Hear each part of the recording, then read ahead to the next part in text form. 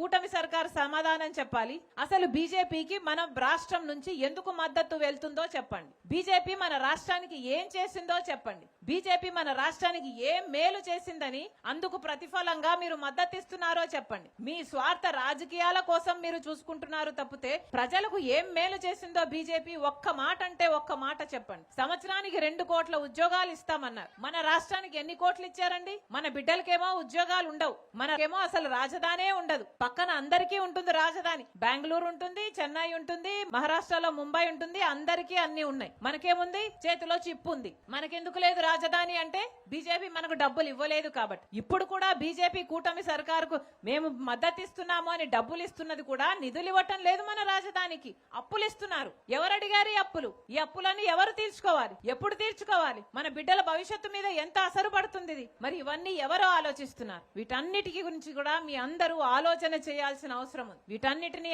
ఆలోచన చేసే కాంగ్రెస్ పార్టీ ఈ రోజు గట్టి నిర్ణయం తీసుకొని ఉపాధి హామీ చట్టాన్ని మార్చొద్దండి అని డిమాండ్ చేస్తుంది. మళ్ళీ చెప్తున్నాం, కాంగ్రెస్ పార్టీ వస్తేనే ప్రజల జీవితాలు బాగుపడతాయి. మేమందరము కూడా మీ వైపు నిలబడి మీ పక్షాన పోరాటం చేయడానికి మేము సిద్ధంగా ఉన్నాం.